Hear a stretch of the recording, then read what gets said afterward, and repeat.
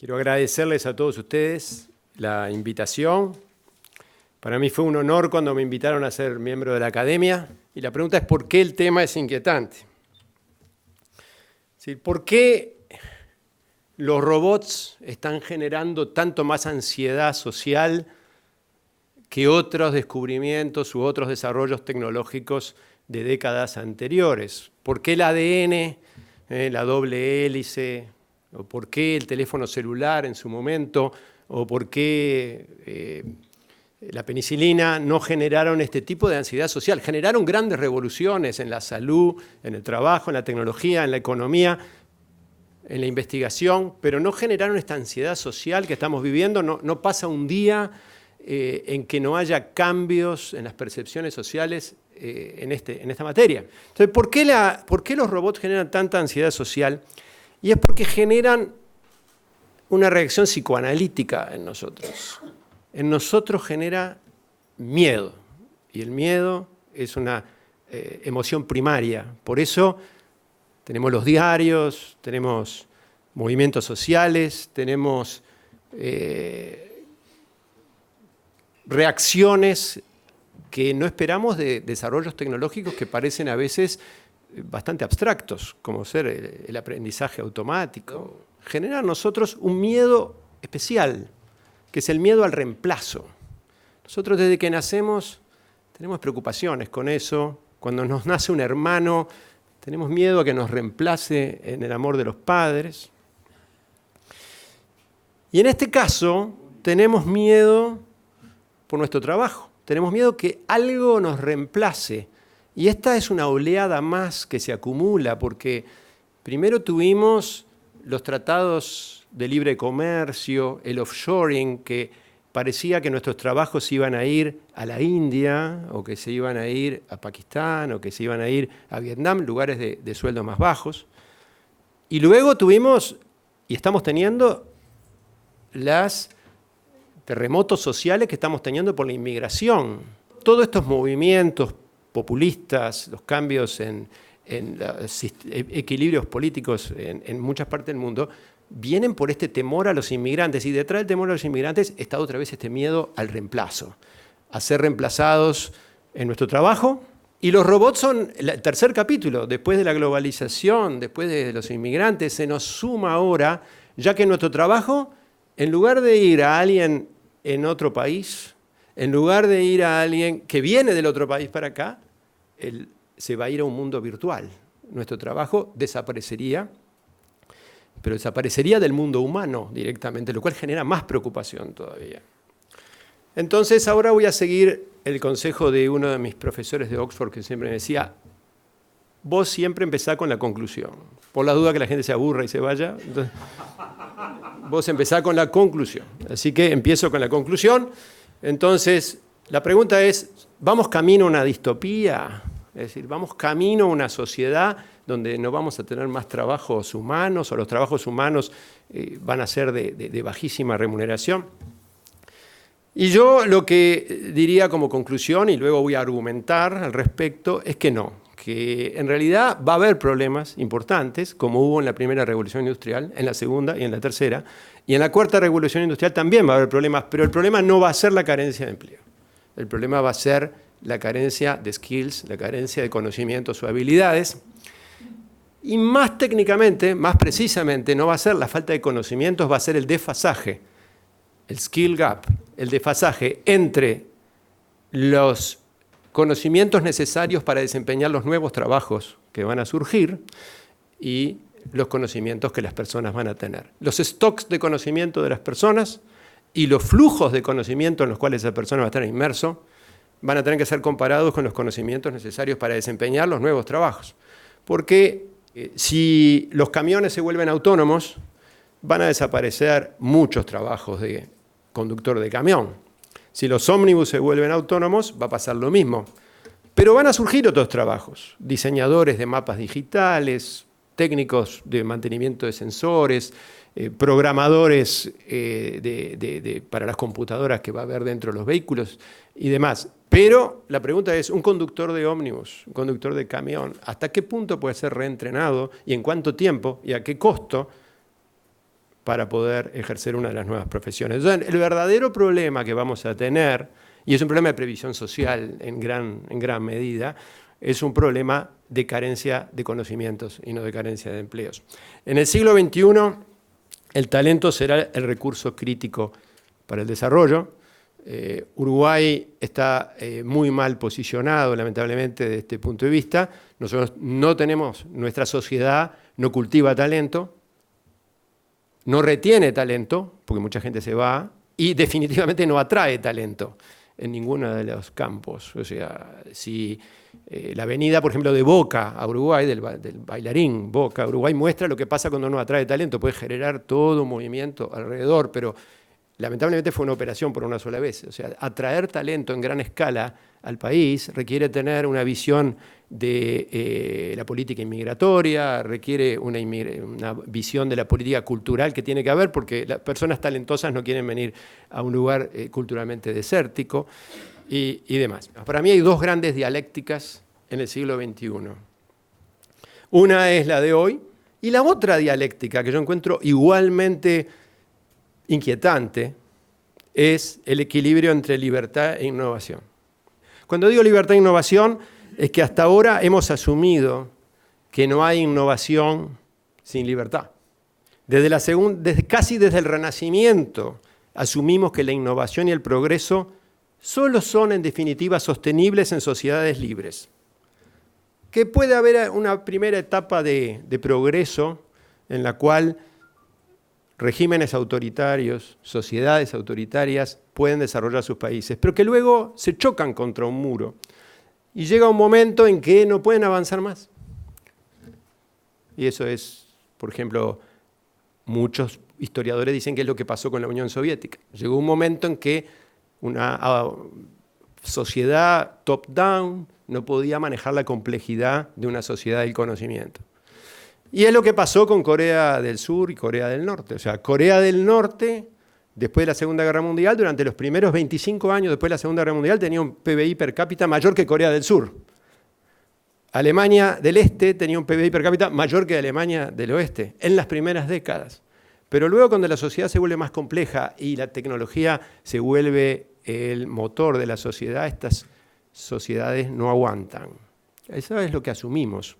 Y por eso Corea del Sur, Taiwán, Singapur, todo con sus matices, encuentran que tienen que democratizarse por razones éticas y políticas, pero también por razones de progreso, porque ya no podrían progresar más si permanecían siendo países autoritarios. Sin embargo, esto nos llevaba a una gran tranquilidad espiritual, porque si la libertad del espíritu es esencial para la innovación tecnológica, entonces el progreso moral y el progreso material irían juntos. Eso nos daba una gran tranquilidad de espíritu. Y sin embargo, ahora nos encontramos con un contraejemplo bastante grande, que es China. Desde la década del 80, cuando China empieza a crecer, toda la academia occidental piensa que China va a llegar al mismo muro y que entonces va a llegar a un límite de crecimiento en la cual va a tener que democratizarse o que su crecimiento se va a detener. Y eso no está ocurriendo. Incluso encontramos que en la tecnología 5G, que es de particular interés, es el líder mundial. Es la primera vez en la historia, desde la invención de la pólvora, que China es líder en una tecnología disruptiva. Entonces esto nos hace preguntar, frente al contraejemplo chino, ¿quedó obsoleta la relación necesaria entre libertad e innovación? Y eso, ¿cómo nos hace cambiar toda esa idea que teníamos de iluminismo desde el Renacimiento hasta ahora? ¿Será posible que ahora no haya límites al progreso material sin tener que acompasarlo al progreso moral? ¿Y eso a dónde nos va a llevar? Si tenemos un enriquecimiento material a gran velocidad, quizá a tasa geométrica, y un empobrecimiento moral, quizá hasta espiritual, puede llevarnos a destinos que no queremos o que no podemos imaginar en este momento. Hasta aquí este tema, no digo más nada, ahora me concentro en el tema sobre el cual fui invitado a hablar hoy, que es la otra dialéctica, la dialéctica entre inteligencia artificial e inteligencia humana. Bueno, estamos ahora en la cuarta revolución industrial, que básicamente es sustituir acciones humanas por algoritmos. La primera y segunda revoluciones industriales fueron reemplazar energía humana o animal, en vez de los bueyes tirando y eso, empezamos a sustituirlo por vapor, por electricidad. La tercera revolución industrial lo que hizo fue automatizar acciones humanas fácilmente programables, dividir, multiplicar, buscar, indexar. En la cuarta revolución industrial, la gran novedad que estamos entreviendo es que se van a poder automatizar acciones humanas que no son programables. Ya no son acciones humanas que se pueden escribir como un algoritmo fácilmente. Porque requieren competencia. Siempre pensamos, bueno, las acciones humanas que requieren sentido común, juicio, empatía, emoción, intuición, ¿verdad? Esas acciones humanas, decimos, bueno, esto es un territorio en el cual las máquinas no van a poder entrar nunca, no tienen conciencia, no tienen emoción, no tienen intuición, y sin embargo lo que está pasando ahora, en los últimos años, quizás hasta en los últimos meses, es que rápidamente las máquinas están invadiendo ese territorio que supuestamente era monopolizado y exclusivo de la mente humana. Entonces, ¿cuál es la novedad? Es que hubo un salto tecnológico de la inteligencia artificial, yo la llamo 1.0 o 2.0, totalmente arbitraria la denominación. Lo que me parece más interesante es llamarlo de la era deductiva a la era inductiva. O sea, las primeras etapas de la inteligencia artificial, que vienen de la década del 50 en adelante, y que no llegaron muy lejos en aquel momento porque no había algunas herramientas matemáticas y algunas herramientas tecnológicas para ir adelante, pero los conceptos, por ejemplo, de las redes neuronales ya existían, pero las primeras etapas de la era deductiva era, bueno, hacer lo que, por ejemplo, se llamaba sistemas expertos, tomar un humano que sabía mucho de algo y sentarse con él durante muchas horas y el humano ponía todas las reglas que hacían falta para saber si una garganta está infectada, por ejemplo. Entonces se ponían todo tipo de reglas, o si un crédito hay que autorizarlo, o si una firma parece falsificada.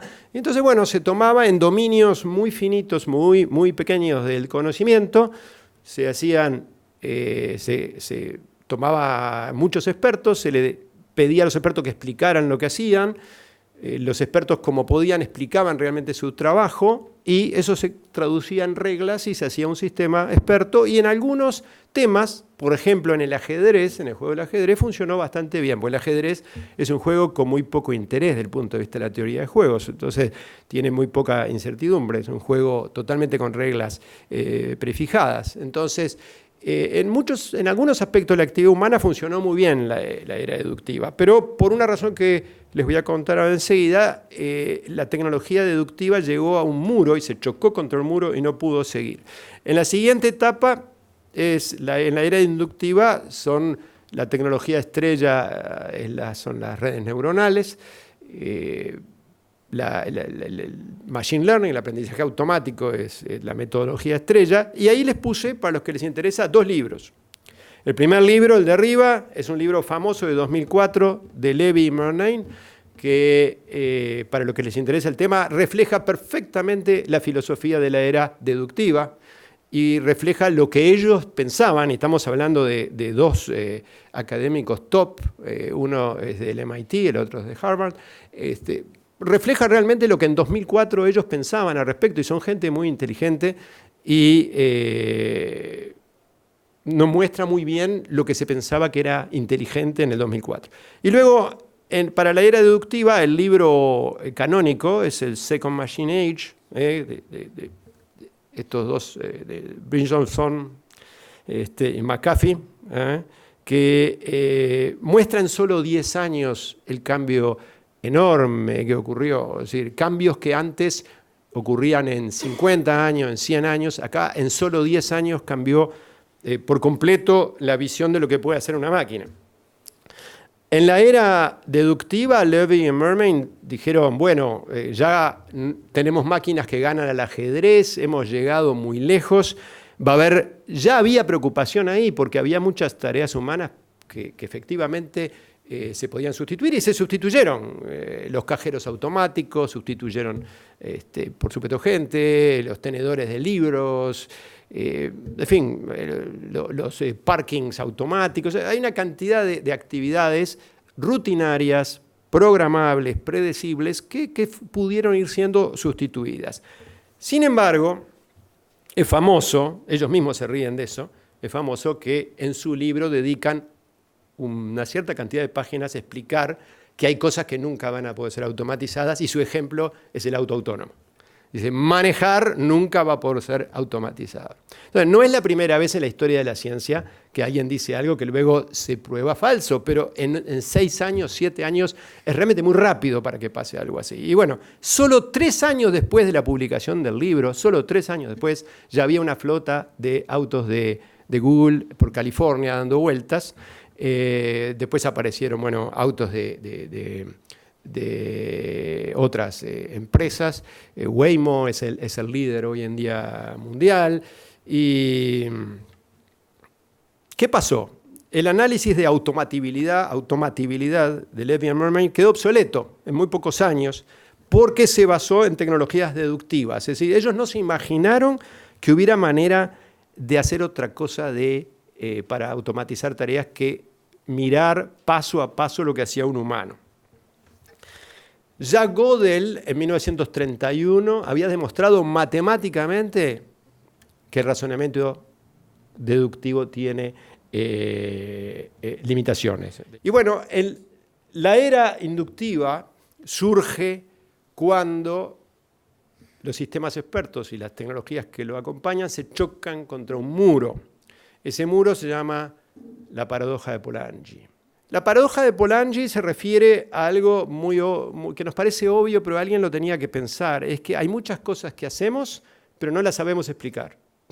Cuando pasa un pájaro a toda velocidad en el cielo y solo con una pequeña mirada podemos reconocer el pájaro, bueno, eso está cableado. O sea, sucede, lo podemos hacer. Podemos andar en bicicleta. Imagínense hacer un algoritmo para andar en bicicleta. Me subo, me molesta el asiento, me ajusto, me estoy cayendo, acelero. Es decir, eso no se puede hacer un algoritmo para eso. Cuando eludimos obstáculos, empiezo a caminar, nadie piensa, uy, a ver aquella silla, entre esas dos voy a pasar, no voy a pasar, uno camina. Sin embargo, esas tareas que para nosotros son automáticas, y esta es la palabra importante, inconscientes, o algunos dicen subconscientes, estas tareas subconscientes son las que derrotaron a la primera generación de grandes matemáticos informáticos buscando hacer inteligencia artificial. Fueron derrotados. Marvin Minsky, que era Dios en esta área, ya dijo, me rindo, no puedo hacer que la máquina me sirva un café. No puedo resolver la aprehensión, le tiraba el café arriba, rompía el vaso, no se podía. El pensamiento abstracto es mucho más reciente que todas esas habilidades. El hombre desde las cavernas salía y de repente veía un mamut viniendo a toda velocidad y ya reaccionaba rápido que tenía que irse porque si no tenía problemas de supervivencia. Se daba cuenta por razones que no podía explicar si en una jungla por ahí era peligroso, si los ruidos le denotaban peligro, si había una situación de tensión con un rival en la tribu, etc. Todo eso viene de miles de años, ya la evolución hizo que lo fuéramos incorporando, está cableado adentro nuestro, todo eso está cableado, entonces lo hacemos rápido, es sensomotor, es subconsciente, dificilísimo de programar, facilísimo de hacer. En cambio el ajedrez, dificilísimo de jugar bien, relativamente fácil de programar. En la era inductiva, lo importante es esto, que la programación tradicional no permite automatizar procesos que no se puedan describir. Acá enseñamos mucha gente a programar, pero en la programación que usamos todos los días es muy difícil enseñar algo que no se puede describir paso a paso. Casi diría imposible. En las técnicas del IA 2.0, las técnicas de las redes neuronales especialmente, buscan superar la paradoja de Polanyi o la paradoja de Moravec, usando herramientas nuevas que trabajan inductivamente. En lugar de hacer teorías y buscar probarlas con los datos, toman los datos y buscan generar teorías. La culminación de esto fue que en 2017 AlphaZero, que es un programa de aprendizaje automático, le ganó a Stockfish, que era el programa de ajedrez deductivo. Entonces, bueno, fíjense que ahí no hay ni humanos. O sea, una máquina le ganó a otra máquina. Ese es el punto culminante. Ahora, al superar la paradoja de Polanyi, la pregunta desde el punto de vista económico es cómo cambian las ventajas comparativas de los humanos respecto a las máquinas, porque eso es lo que luego en el mercado laboral y en los cálculos de producción económicos son los que inclinan la balanza. Entonces, hasta ahora automatizar tareas humanas no programables es posible. ¿Cuáles? Sobre esto vamos a hablar un poco más después, pero de repente terminamos la conferencia, mañana van a encontrar un artículo y decir Grunberg dijo algo equivocado, porque sí, pues esto está cambiando prácticamente todos los días. O sea, de repente una tarea de una enfermera, hoy poner una vía ya es posible, pero de repente poner una lentilla o ayudar con una lentilla, no. Y mañana van a decir, sí, ya salió el robot que pone la lentilla. O sea, cambia prácticamente todos los días. Entonces, ahora manejar vehículos, atender call centers, gestionar portafolios financieros, hacer lo que se llama legal discovery, o sea, investigación documental, los abogados que ganan menos, todo eso ahora es automatizable. Entonces, la pregunta ya no es qué pueden hacer las máquinas, la pregunta es qué no pueden hacer las máquinas. Y atención, que ese es un dominio que se achica cada vez más. Entonces, habiendo dicho todo esto, la pregunta es, ¿cuáles van a ser los efectos del cambio tecnológico en el empleo? Como ven ahí, hay 4 bloques.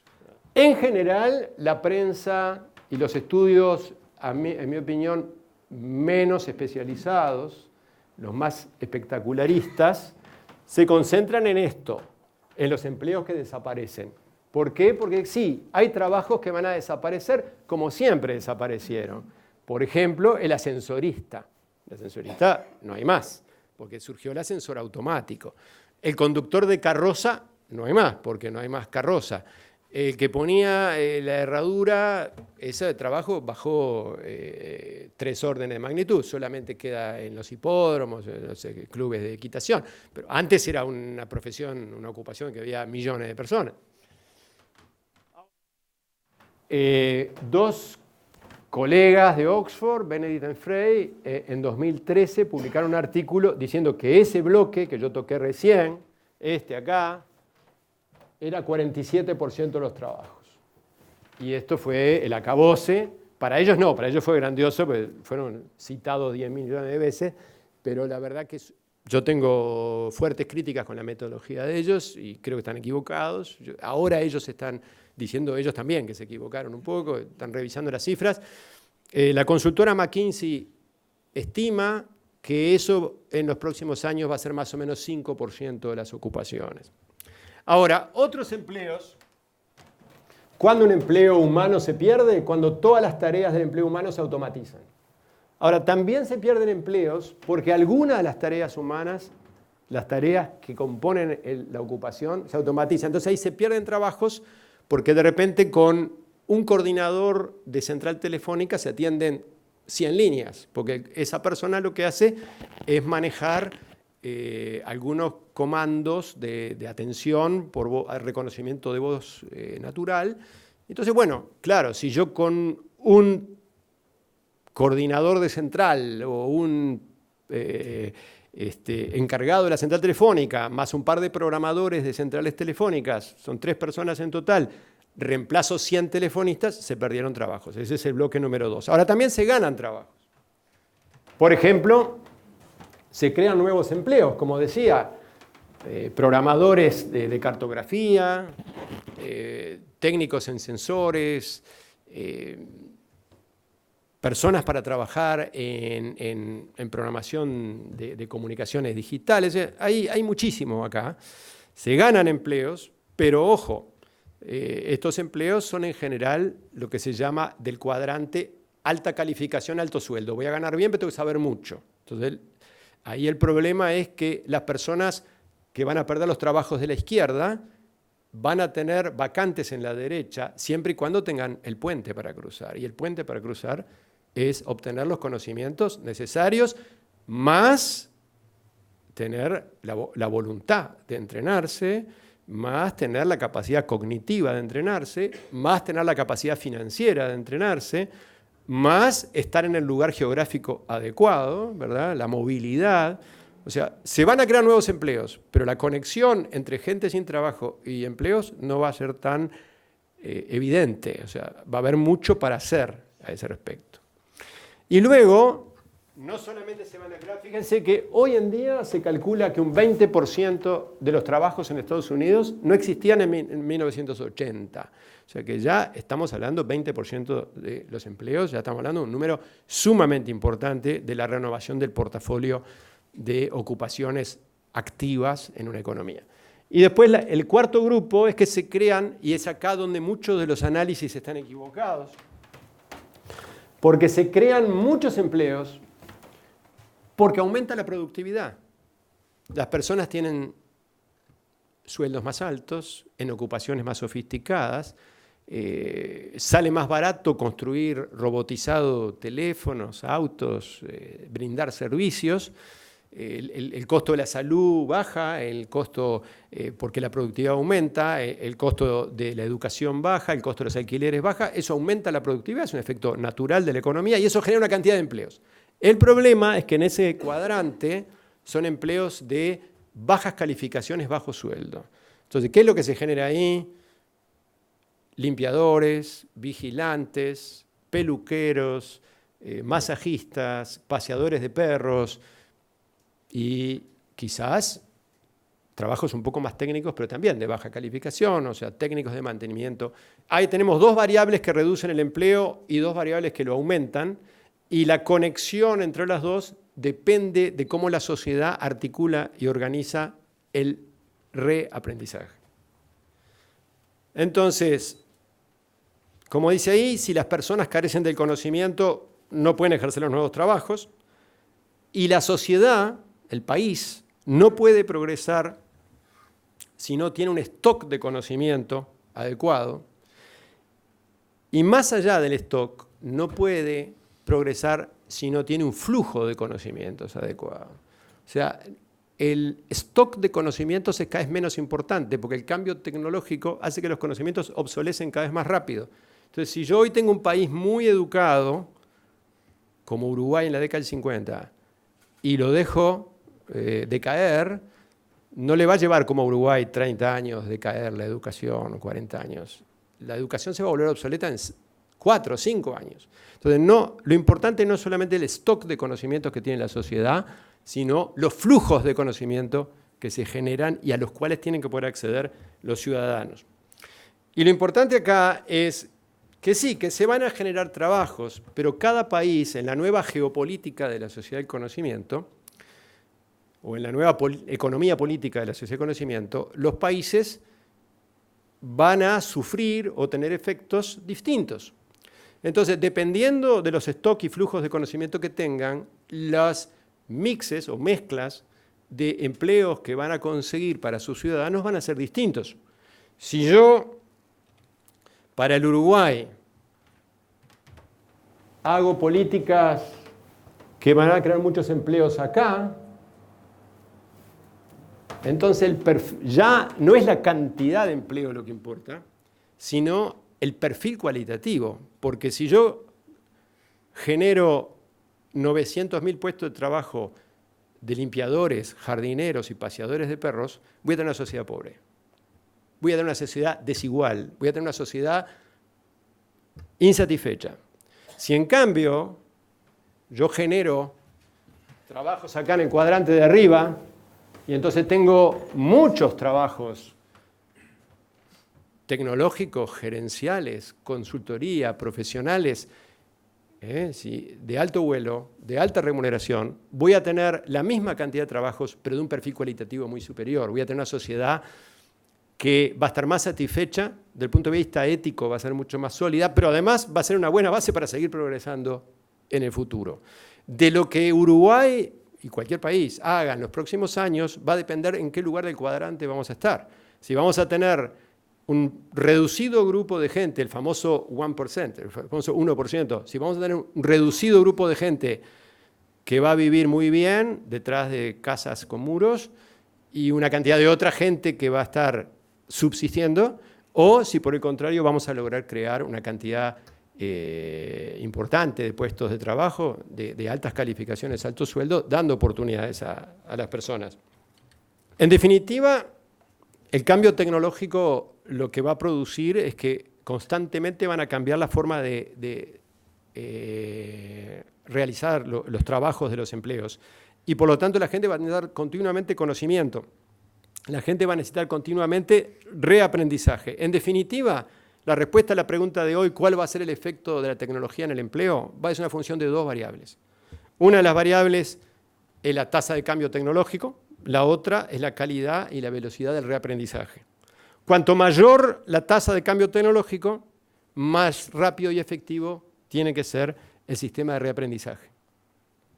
Si yo tengo una tasa de cambio tecnológico muy elevada, y recordemos que la tasa de cambio tecnológico no es algo que resolvemos acá en Uruguay. No es que se junta el Poder Ejecutivo, las cámaras empresariales y las representaciones de los trabajadores, y entre todos deciden aislar a Uruguay de la Vía Láctea. Entonces decir, no voy a ser parte de los cambios tecnológicos. Eso no es posible. El cambio tecnológico va a llegar a Uruguay, como llega la polución, como llegaron las drogas, como llegan las cianobacterias. O sea, vivimos en un mundo global interconectado, como llegan las fake news, como llegan los virus informáticos, como llegan los superbugs. Todo eso va a llegar a Uruguay. No hay la opción, me voy a industrializar hacia adentro. Eso no existe. Esa opción no la tenemos. Entonces, si tal como parece venir ahora, la tasa de cambio tecnológico se acelera en los próximos años, entonces nuestros sistemas de reaprendizaje van a tener que ser muy efectivos y hoy no lo son. Es más, hoy no existen. Hoy no tenemos un sistema efectivo de reaprendizaje para adultos en Uruguay. La previsión social está pensada hoy en día para lo que va a pasar con el trabajador después que deja de trabajar. En cambio, la nueva previsión social, la previsión social 2.0, va a tener que pensar en cómo hacer para que el trabajador siga trabajando en lugar de después de trabajar. En definitiva, el desafío para los sistemas educativos no es solamente educar a las personas, sino va a ser formar personas educables. La educabilidad va a ser un concepto cada vez más importante. ¿Qué es la educabilidad? Es la capacidad de las personas de adaptarse rápidamente a nuevos conceptos.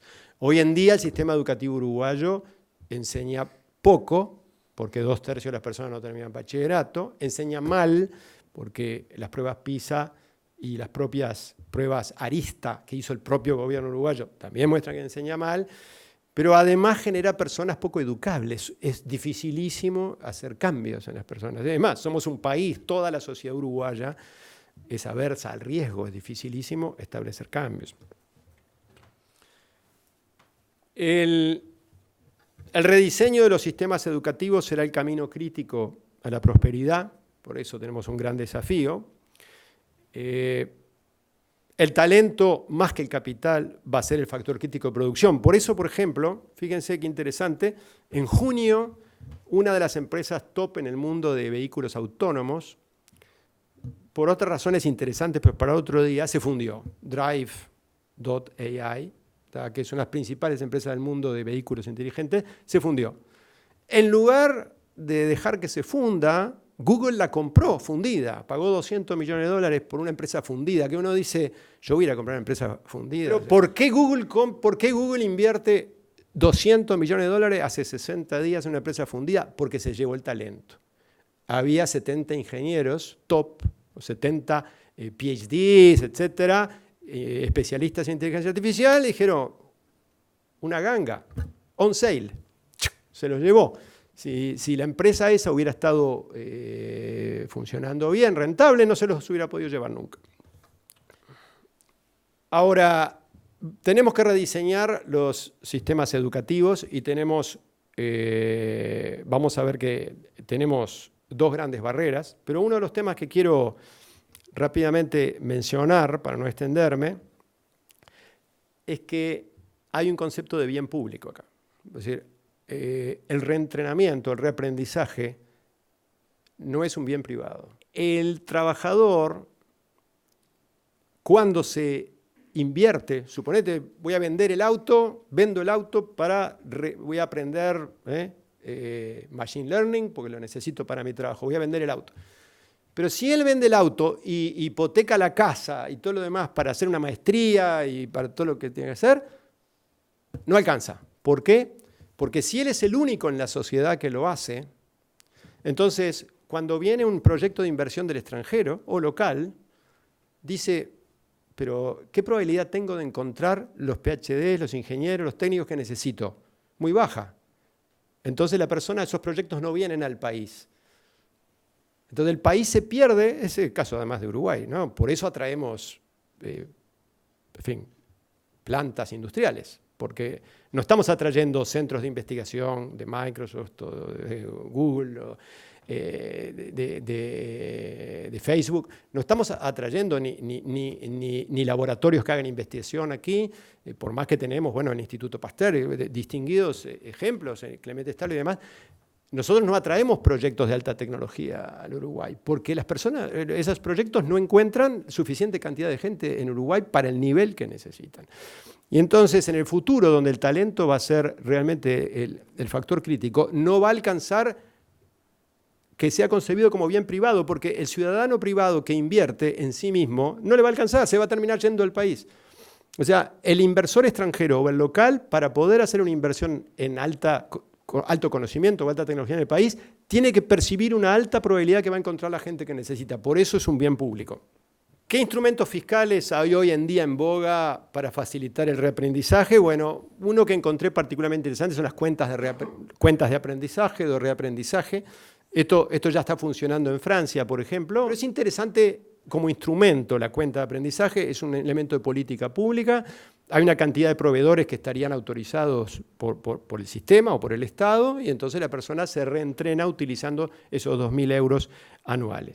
Después hay gente que habla de poner impuestos a los robots, mala idea, en mi opinión. Sería como haber puesto impuestos a los aviones cuando empezaba la aviación, impuestos a los tractores en la revolución agropecuaria o agroindustrial. A mí me parece una pésima idea. La renta básica universal me parece impresentable como idea, impagable e impresentable también. Realmente yo no conozco argumentos serios a favor de la renta básica universal, y además, desde el punto de vista ético, yo por lo menos pienso que las cosas hay que ganárselas. Entonces la renta básica universal va justamente en contra de eso.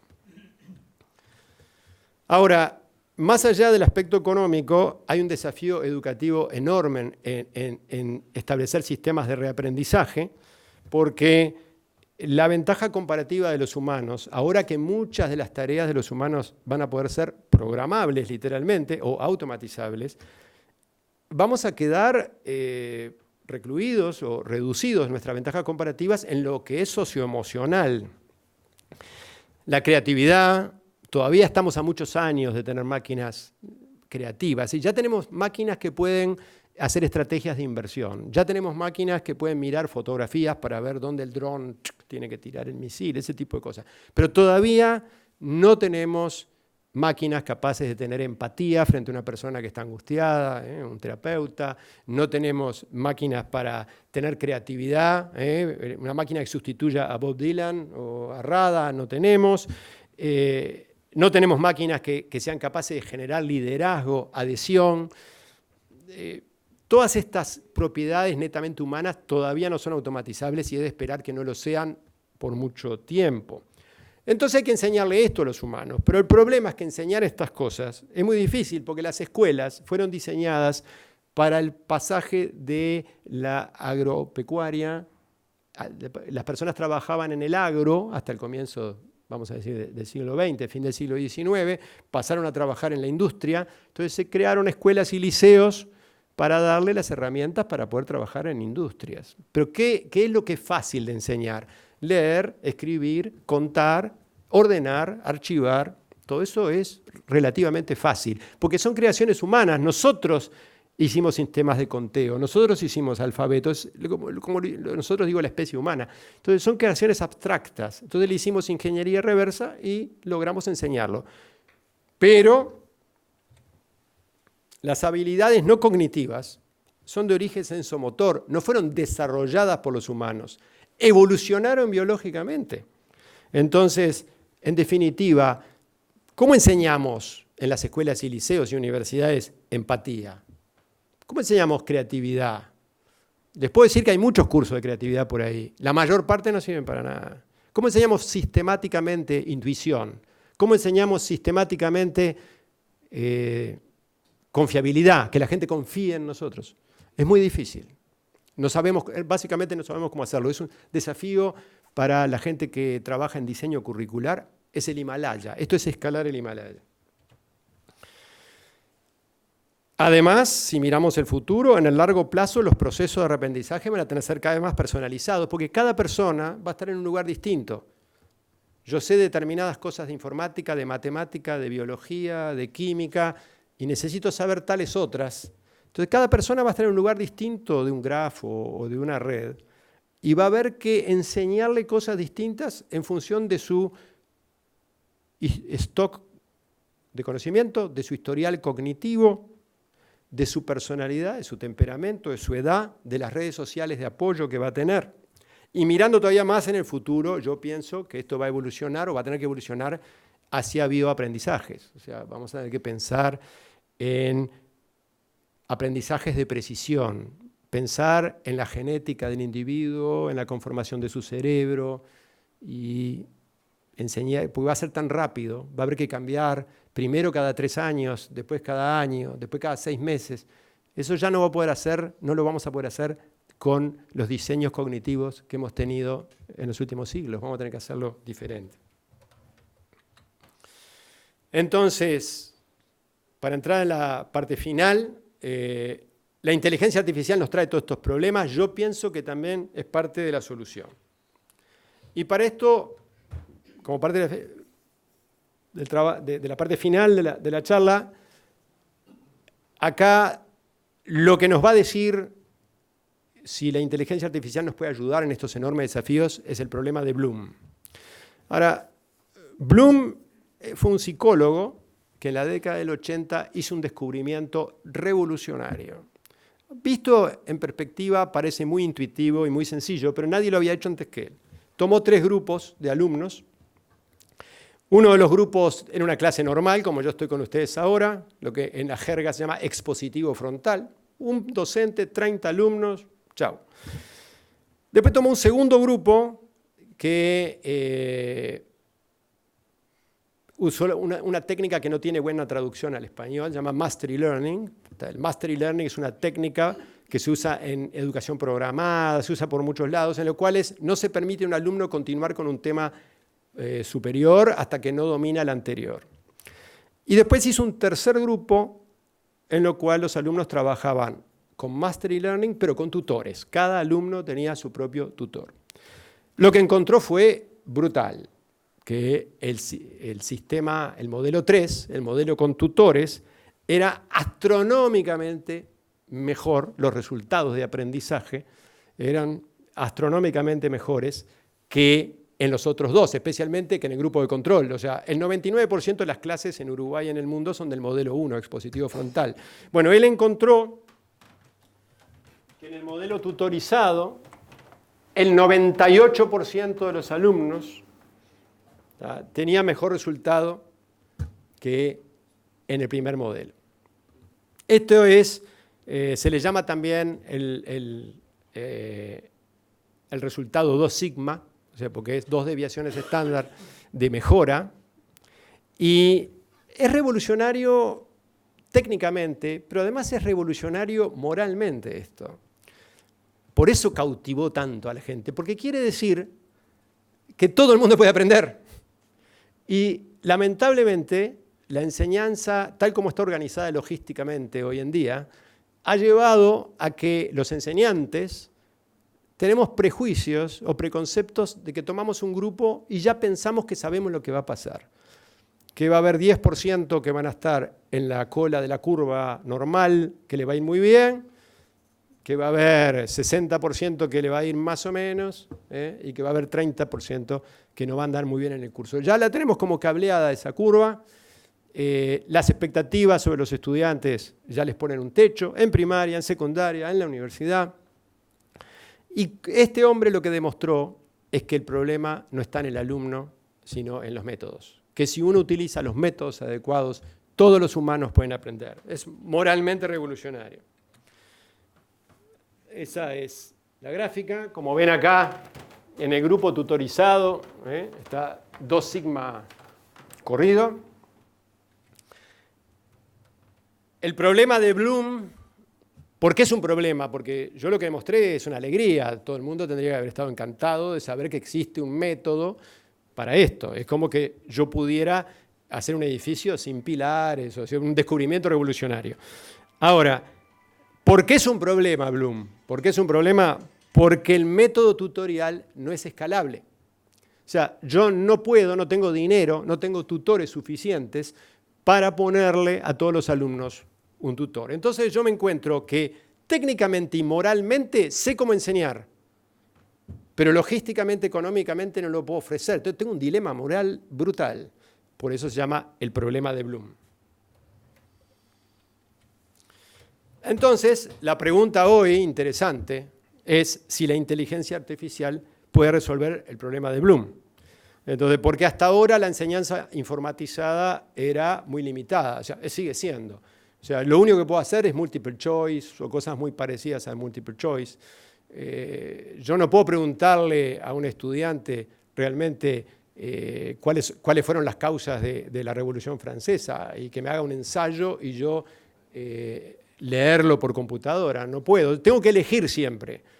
Tengo que elegir si voy a hacer un multiple choice y entonces evaluar 500 alumnos rápido, darle los resultados rápido, pero con un nivel de evaluación y de enseñanza básico, no muy bueno. O si voy a pedirle que escriban ensayos, que defiendan sus argumentos, que contrapongan ideas, que usen bibliografía, pero tengo 500 alumnos, me paso hasta el año que viene leyendo todo eso. Ahora que tenemos máquinas de aprendizaje automático, de repente, y esto es el horizonte, porque todavía no existe, el horizonte es que podamos tener máquinas que puedan ofrecer no solamente interpretación del lenguaje natural, interpretación del lenguaje escrito, no, mucho más, que puedan mostrar empatía, ductilidad, conocimiento personalizado de la persona, la reacción individual a cómo cada persona está recibiendo los conocimientos. Hasta ahora esto no se pudo hacer. ¿Por qué? Básicamente por 2 cosas. Una, porque el aprendizaje automático requiere grandes bases de datos y hasta ahora esas bases de datos no están disponibles. Tenemos relativamente pocos datos sobre estudiantes. Nosotros se puede acceder a, como las bolsas de valores son electrónicas, se ha podido acceder a billones de datos de transacciones de títulos en el mercado. Eso permitió hacer programas de inteligencia artificial para hacer estrategias de portafolio de inversiones. Y uno tiene en algunos países información médica en gran escala, digitalizada.